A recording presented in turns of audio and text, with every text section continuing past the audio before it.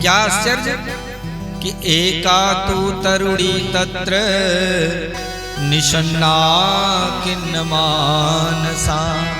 हमने देखा कि एक नव यौवन संपन्न 16 वर्ष की युवती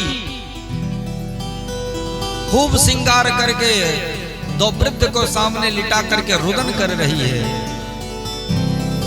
एका तु तरुणी तत्र निषन्ना किन्न मानसा। हजारों दासियां उसको पंखा लगा रही हैं। ये आश्चर्य देख करके कि इतनी बड़ी महारानी होकर के जिनको ये पंखा चल रहा, जरा ये कौन है, चल के इनसे मिलते हैं। महाराज मैंने जैसे ही इस आश्चर्य को देखकर वहां चलने के लिए प्रयत्न किया, मन में विचार बनाया, अचानक मन में भाव आया, अरे हम विरक्त संतों को माताओं के समुदाय में नहीं जाना चाहिए। फिर जब मैं वहां से मुड़ा, क्योंकि माताओं का स्वभाव क्षणे तुष्टा क्षणे रुष्टा रुष्टा तुष्टा क्षणे क्षणे, क्षण में रोने लगे, क्षण में हंसने लगेगी। पता नहीं बाबा तू बैरागी काम माताओं के बीच में घुसा चला आया तो अपनी बेइज्जती हो जाएगी, इज्जत खराब हो जाएगी। सो नारद जी निकल रहे थे, लेकिन उस देवी की दृष्टि नारद जी पर पड़ गई। तुरंत आवाज लगाई, भो भो साधु क्षणम तिष्ठ किमचिंतामपनाशय दर्शनम तव लोकस्य सर्वथार्थ परम हरम परम। भगवान जरा ठहर जाइए महाराज, आप जैसे संत महंत के दर्शन तो बड़े भाग्य से मिलते हैं। संतों का दर्शन भी इतना सरल नहीं है, कैसे मिल जाए, कारण मिला है तो निश्चित ही भाग्य है। भो भो साधु क्षणम तिष्ठ, क्षण मात्र के लिए सरकार रुक जाइए। कि मप चिंता मपनाशयत, मेरी चिंता का समाधान कर दीजिए। तो ऋषियों फिर मन में आया, कब आप तो बुला ही लिया, आप जाने में क्या दिक्कत है, निकल गए सरकार। और जैसे ही महाराज मैं वहां पहुंचा, हमने पूछा काशी तुम, हे देवी तुम कौन हो। वक देवी सविस्तार स्वस्य दुख से कारणम, हे देवी तुम कौन हो, अपने दुख का कारण बताओ। और ये दो वृद्ध जो लंबी लंबी सांस ले रहे हैं, ये कौन है, ये दासियां कौन, और तुम कौन हो, रो क्यों रही हो। तो देवी ने कहा, अहम भक्ति रीति ख्यातौ इमौ में तनयौ मतौ ज्ञान वैराग्य नामानौ काल योगे नजर जरो। महाराज मैं भक्ति महारानी हूँ, मैं दक्षिण भारत में पैदा हुई, कर्नाटक में पली बड़ी भई। ऐसे कई राज्य हुए जहां मैं सम्मानित हुई, अपमानित हुई। मैं त्रस्त होकर मैं भी जर्जर हो गई थी अपने दोनों पुत्रों के साथ। ये जो दो वृद्ध है, ये दो मेरे पुत्र हैं। नारद जी ने कहा, हे भगवान, मैया 16 साल की, बेटा 90 साल की, ये कैसा। बोले सरकार मैं भी जर्जर थी, लेकिन जब से मैं वृंदावन में आई, जाता हूं तरुणी। जैसे ही मैं वृंदावन में आई, मैं तो नव यौवन संपन्न हो गई, तरुणी हो गई, लेकिन मेरे दोनों पुत्र आज भी वैसे के वैसे पड़े हैं। भगवान नारद जी कहते हैं कि धन्य है ये ब्रज वसुंधरा, धन्यम वृंदावनम दीनम भक्तिर्नृत्यति यत्र च। धन्य है ये ब्रज वसुंधरा, जहां इस घोर कलिकाल में भी भक्ति महारानी ताता थैया करके थिरक रही हैं, नाच रही हैं, पर ज्ञान वैराग्य को कोई पूछने वाला नहीं। ज्ञान कोई लेना चाहता है नहीं, खुद ज्ञानी बन जाता है। कहीं कोई ज्ञान की बात बता रहा तो सुनना नहीं चाहते, खुद ज्ञानी बन जाते हैं। तो ज्ञान सुनने से वैराग्य होता, जब ज्ञान होगा ही नहीं तो वैराग्य कहां से आएगा। अब कहते भक्ति आई, कैसे आएगी, जहां पुत्र नहीं वहां मां कैसे।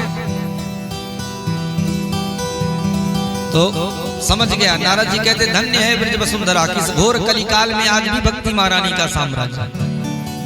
एक छोटा सा उदाहरण आपको बताते हैं, सुना होगा आपने, सरस्वती मत्स्योत्पाद जी महाराज, जो तुलसीदास जी महाराज के समकालीन संत थे, बड़े विद्वान थे, अद्वैतवादी थे। वो ना राम को मानते थे, ना कृष्ण को मानते थे, ना शिव को मानते थे, किसी को नहीं मानते, अद्वैतवादी थे। ब्रह्म सत्यम जगत मिथ्या, केवल ब्रह्म को मानते थे, सारे संसार को मिथ्या, नाम रूप सब मिथ्या, ब्रह्म सत्यम जगत मिथ्या। उनसे लोग डरते थे। एक बार वो वृंदावन गए और जमुना जी के किनारे स्नान करके सुंदर रेती में बैठ करके ब्रह्म को चिंतन कर रहे थे। इतने में एक ग्वाला आया। ग्वाले ने देखा कि कोई बाबा बैठ करके ध्यान कर रहा है या वृंदावन में, ब्रज भाषा समझ में आती है ना, तो वो ब्रज भाषा में बोला कि बाबा क्या कर रहे हो? तो सरस्वती जी ने कहा कि दिखाई नहीं पड़ता, मैं ब्रह्म को चिंतन कर रहा हूँ। बोले अच्छा, तो ब्रह्म को चिंतन कर रहा। बोले तो ठीक है, आंखें बंद ही रखियो, काहे के ताए। बोले जब लग तो है नंद को कुमार नहीं दिख पड़ो, तब लग तो है बैठ करके ब्रह्म को विचार। सुन बाबा, जब लग तो है वो नंद का छोरा, वो ग्वाला टेढ़ी टांग वाला तुमको दिखाई नहीं पड़ता। अपनी चपल चंचल नैनों की तिरछी चितवन जब तक तुमको नहीं देखता, तो चाहे ब्रह्म को चिंतन कर ले, चाहे किसी को चिंतन कर ले, पर जिस दिन टेढ़ी टांग वाला तेरे सामने आकर के खड़ा हो गया, फिर सबरो ध्यान कर वो भूल जाओ। सरस्वती जी ने फटकार के भगा दिया। कलयुग की बात है, द्वापर त्रेता की नहीं है। चला फटकार दिया। जब ग्वाला तो चला गया, लेकिन सरस्वती जी के मन में ये बात खटक गई कि क्या सचमुच में कोई है कृष्ण?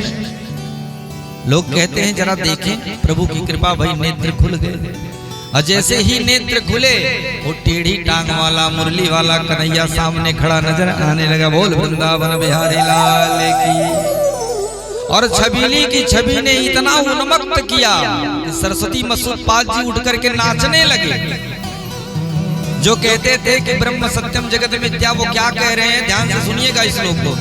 वही सरस्वती मसूद पाल जी ने सुप्रसिद्ध श्लोक लिखा, जिसको आए प्राय विद्वान मंगलाचरण में गाते हैं। बंसी विभूषित करा नवनीर दावा, पीतांबरा दरुड़ बिंब फला धरोष्ठा, पूर्णेंद सुंदर मुखादर विंद नेत्रा, कृष्णात् परम किमपि तत्त्वमहं न जाने। क्या कह रहे हैं? श्री कृष्ण से परे कोई तत्व मैं नहीं मानता। अब तक क्या कह रहे थे? कृष्णात् परम किमपि तत्त्वमहं न जाने। श्री कृष्ण से भी परे कोई तत्व होगा ये मैं नहीं मानता। और नाचने लगे। क्या कवि कहता है, अरे मुरली वाले तू इतना बता जा, तेरा जलवा कहाँ पे नहीं है। मुरली वाले तू इतना बता जा, तेरा जलवा कहाँ पर नहीं है। कमली वाले तू इतना बता जा, तेरा जलवा कहाँ पे नहीं है। मुरली